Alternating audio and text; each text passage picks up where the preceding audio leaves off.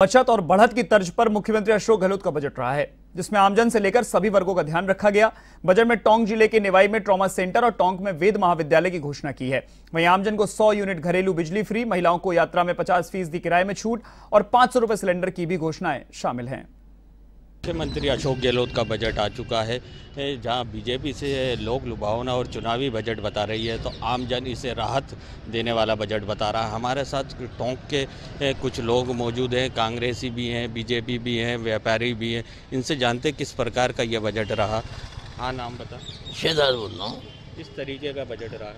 अशोक गहलोत ने जो वादे किए थे अशोक जी ने, उस वादे को निभाया है और ये बजट एक बेमिसाल बजट है, इसकी किसी तारीफ की जाए कम है।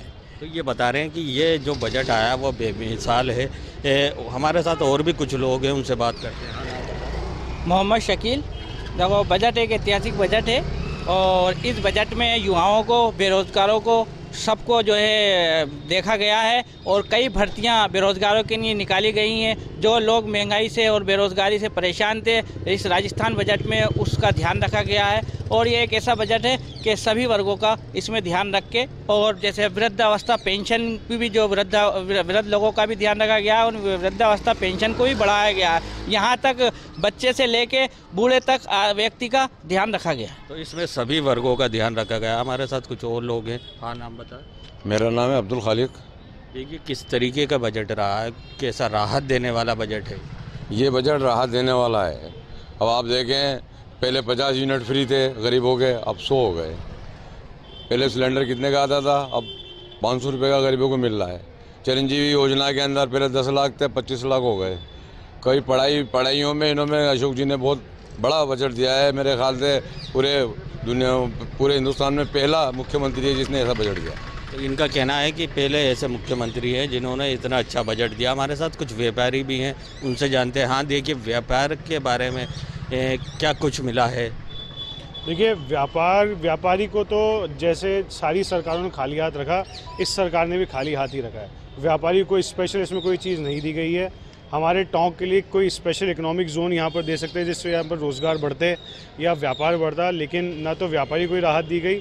ओवरऑल अगर आप दूसरी स्कीम देखें, जैसे चिरंजीवी योजना में, उसमें काफ़ी अच्छी उन्होंने अपनी चीज़ें करी हैं। तो ओवरऑल बजट अच्छा है, लेकिन व्यापारी हमेशा की तरह खाली हाथ ही रहा है। हालांकि इनका कहना है कि व्यापारियों को इसमें राहत नहीं दी गई है। वहीं दूसरी ओर हमारे साथ कुछ और लोग हैं। हाँ, नाम बता। मैं मनीष बंसल, व्यापार संघ अध्यक्ष टोंक। मैं इस मुद्दे पर एक ही बात करूँगा, व्यापारिक हित की बात करूँगा। व्यापार के संबंध में सरकार द्वारा, राज्य सरकार द्वारा कोई भी ऐसा कदम नहीं उठाया गया जो व्यापारी के लिए फ़ायदेमंद हो। हम पहले से ही बहुत विश्वास में थे कि इस बार कुछ बजट में व्यापारी के लिए सोचा जाएगा।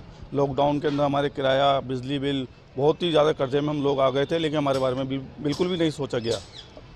हमारे साथ कुछ और लोग हैं। नाम सुरेंद्र बंसल, व्यापारी। ये जो 50 यूनिट से जो 100 यूनिट की योजना करी गई, ये बहुत सराहनीय योजना है। इससे गरीब तबके को बहुत फ़ायदा मिलेगा, वृद्धा पेंशन से बहुत फ़ायदा मिलेगा। मगर जो चूँकि हम व्यापारी हैं तो हम व्यापार के लिए हिसाब से भी देखते हैं कि कोरोना में हमें जिस तरह का नुकसान हुआ ना, उस तरह से इन्होंने कुछ ध्यान नहीं दे रही। तो पहले 50 यूनिट बिजली का वो प्रावधान था, तो अब 100 यूनिट बिजली को फ्री कर दिया है। तो वहीं महिलाओं को भी जो यात्रा है उसमें कुछ राहत दी गई है, 50% की छूट दी गई है। वहीं दूसरी ओर टोंक को भी निवाई में ट्रॉमा सेंटर दिया गया। तो कुल मिलाकर ये पूरा बजट जो है राजस्थान सरकार का राहत देने वाला